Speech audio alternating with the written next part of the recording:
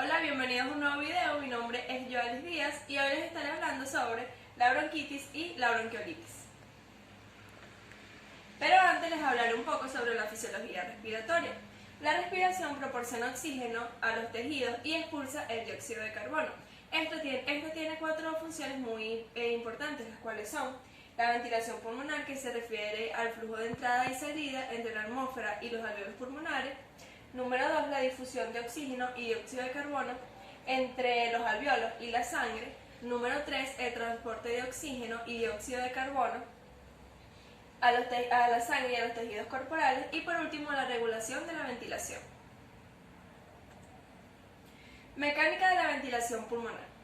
Esta tiene dos mecánicas muy importantes. La respiración tranquila normal se consigue casi totalmente en la primera mecánica, es decir, por el movimiento del diafragma. Durante la expiración, la contracción del diafragma tira hacia abajo de las superficies inferiores de los pulmones. Después, durante la expiración, el diafragma simplemente se relaja y el retroceso elástico de los pulmones, de la pared torácica y de las estructuras abdominales comprime los pulmones y expulsan el aire. El segundo método para expandir los pulmones es elevar la caja torácica.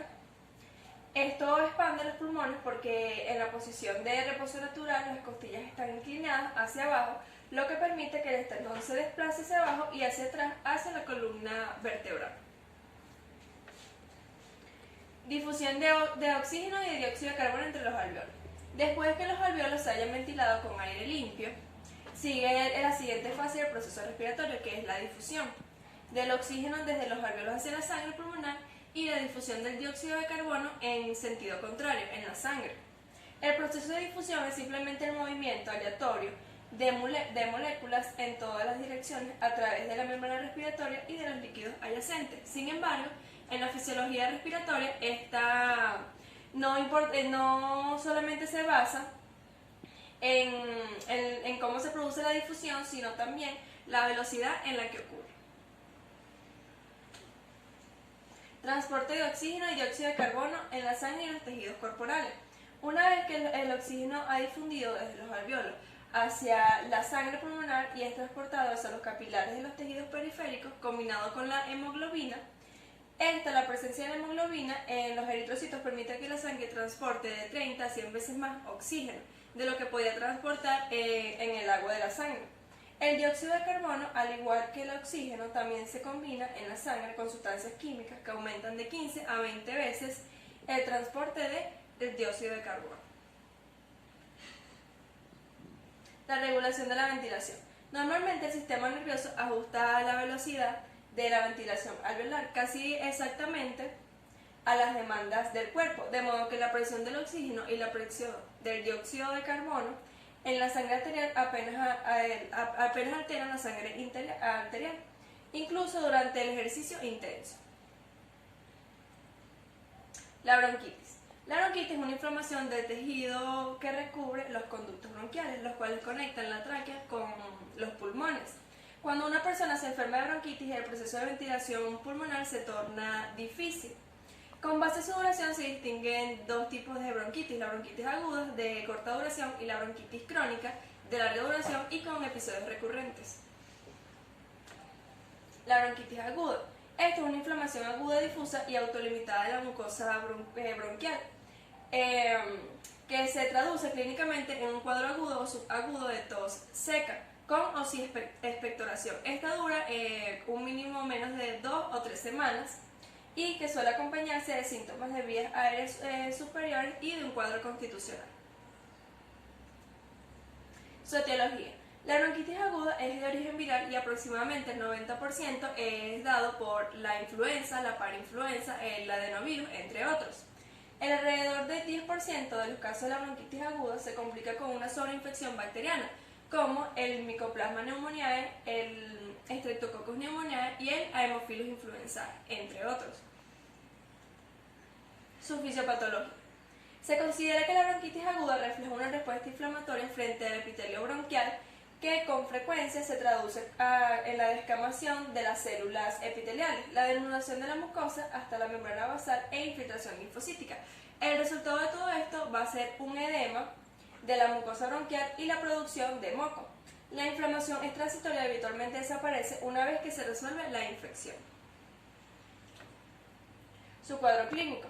La bronquitis aguda suele presentarse como un cuadro catarral de las vías aéreas superiores que cursa con fiebre, mialgia, malestar general y tos seca, debido a la inoculación directa del agente viral en el epitelio tranqueobronquial y la liberación de las citocinas. A los 3 o 4 días la tos comienza a ser productiva con aspecto purulento o claro. La tos principal y a veces único síntoma persiste durante 2 o 3 semanas en la mayoría de los casos y en una cuarta parte de los casos persiste por más de un mes en los pacientes. Esta situación de hiperrespuesta bronquial tras la bronquitis o síndrome de hiperrespuesta bronquial postviral, aparte de la tos seca, también presenta disnea y sibilancias. Su diagnóstico. El diagnóstico es clínico general, fácil de establecer pero difícil de confirmar. El síntoma fundamental, la tos, es muy inespecífico y ni siquiera el esputo es útil para diferenciar la etiología vírica bacteriana. Tampoco se disponen de datos exploratorios patoneumónicos o pruebas complementarias definitivas. Por lo tanto, los esfuerzos diagnósticos deben orientarse más a descartar otras enfermedades clínicas semejantes que a confirmar como tal un diagnóstico. Su tratamiento. En las medidas generales, el tratamiento de la bronquitis aguda viral no complicada es sintomático. Entre las medidas generales se encuentra el reposo, la ingesta adecuada de líquidos, evitar la exposición a agentes no vicios como el humo del tabaco y sustancias contaminantes. En las medidas de fármacos, en el control malestar general, la inflamación y la fiebre, se pueden administrar analgésicos como el paracetamol y el ibuprofeno. El paracetamol con una dosis en adultos y en mayores de 12 años de 500 miligramos cada 4 a 6 horas y el ibuprofeno con una dosis de adultos y mayores de 12 años 200 o 400 miligramos cada 6 horas. El uso de los broncodilatadores beta-2 adrenérgicos inhalados de acción corta como el salbutamol reduce la duración y la severidad de la tos, sobre todo cuando hay hiperreactividad bronquial.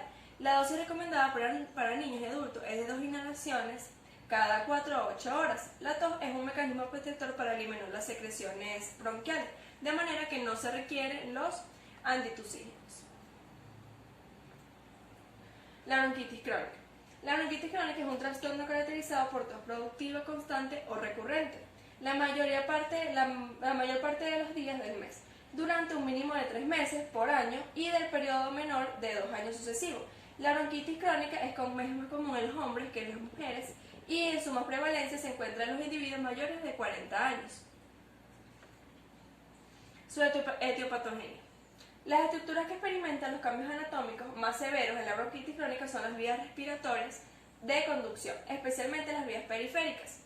Como consecuencia de la inflamación crónica, la vasodilatación, la congestión y el edema en la mucosa, las paredes bronquiales se estrechan y establecen una obstrucción. Si la irritación continúa, las glándulas bronquiales se agrandan y aumentan el número de células caliciformes, dando como resultado una producción excesiva de moco. Los cambios patológicos y fisiológicos del sistema bronquial predisponen al enfermo a infecciones bacterianas, como el Streptococcus pneumoniae en el 50% de los casos, y otras bacterias como el Staphylococcus pneumoniae y el Bacillus gram-negativos, que son menos frecuentes en un 5 o 10%. Su cuadro clínico. Los síntomas de la bronquitis crónica incluyen tos, sensación de opresión en el pecho, fiebre usualmente baja, sibilancia, que está presente en todos los tipos de la bronquitis, infección de respiratoria frecuente. Cuando se presenta una exacerbación a la bronquitis crónica se observa incremento de la tos, producción de esputo de forma prolongada y la disnea. Su diagnóstico. En la auscultación se perciben estertores roncos y escasa sibilancia. Otro dato importante consiste que habitualmente no hay antecedentes de una infección previa de vías respiratorias. Por lo general, la clínica es suficiente para establecer un diagnóstico y solo se necesitará unos rayos X si presenta fiebre alta. Tratamiento. La amoxicilina con glutamato y las cefalosparinas de segunda o tercera generación son en la actualidad los agentes más utilizados. Las cefalosparinas de tercera generación, como la cefixima ofrecen las ventajas adicionales de proteger contra ciertos gérmenes gram negativos. Por lo tanto, se pueden elegir uno de los siguientes antibióticos de administración oral que se prescribirá durante 10 o 14 días. Entre ellos se encuentra la amoxicilina con ácido clavulánico, con una dosis de 500 miligramos con base en amoxicilina cada 8 horas o 12 horas. Y también la cefixima con una dosis en adultos de 200 miligramos cada 12 horas o 400 miligramos cada 24 horas. La bronquiolitis. Su concepto y epidemiología. La bronquiolitis es un proceso inflamatorio que afecta las vías aéreas de mayor tamaño, con un diámetro menor a 2 milímetros, sin cartílago y que incluye los bronquiolos membranosos, los bronquiolos respiratorios y los conductos alveolares. Las enfermedades que pueden afectar son de dos tipos. La A, afección de los bronquios de forma aislada que causa inflamación y daño epitelial, como por ejemplo la bronquitis viral. Y B, la lesión asociada a otra enfermedad de vía respiratoria, donde la bronquitis no es la única lesión, donde la bronquitis es la lesión de otras enfermedades, como por ejemplo el EPOC y la neumolitis por hipersensibilidad. Su anatomía patológica. Se han descrito varios patrones histopatológicos: la bronquitis proliferativa, la bronquitis constructiva, la bronquitis folicular, la bronquitis crónica con fibrosis y la panbronquiolitis. La bronquitis constructiva y la proliferativa son descripciones anatomológicas no específicas y pueden coexistir. En la mayoría de los casos, la bronquitis proliferativa se comporta como una lesión inicial que puede resolverse de manera parcial o completa. Y en la bronquitis constructiva, la fibrosante se caracteriza por estenosis concéntrica de la pared bronquial debido a una infiltración celular. Su cuadro clínico. La bronquiolitis se caracteriza por la aparición insidiosa de tos y disnea durante varias semanas o meses. Y en la mayoría de los casos se acompaña de otra enfermedad previa, como una enfermedad viral reciente, trasplante o la enfermedad del tejido conectivo, entre otros. Diagnóstico. La radiografía de tórax puede ser normal y mostrar hiperinsuflación, en especial en la bronquiolitis constructiva, o infiltrados difusos, a veces migratorios, en la bronquitis proliferativa. El estudio histopatológico mediante la biopsia pulmonar quirúrgica suele ser necesario para poder establecer el diagnóstico de la bronquiolitis. Su tratamiento. En la bronquiolitis constructiva y la proliferativa, el curso clínico es variable. La constructiva tiende a ser progresivo y responde mal al tratamiento, mientras que la proliferativa suele existir una respuesta parcial o completa. El tratamiento con los broncodilatadores inhalados y antitussígenos suelen emplearse para el tratamiento de la tos persistentes. Los antibióticos más utilizados son como los macrólidos, acitromicina de 200 a 500 miligramos y claritromicina de 500 miligramos. Estos son utilizados cada vez más con frecuencia como tratamiento a largo plazo en la bronquiolitis criptopénica debido a su efectividad demostrada a mejorar todos sus síntomas. Muchas gracias, este fue todo mi video, espero que les haya gustado.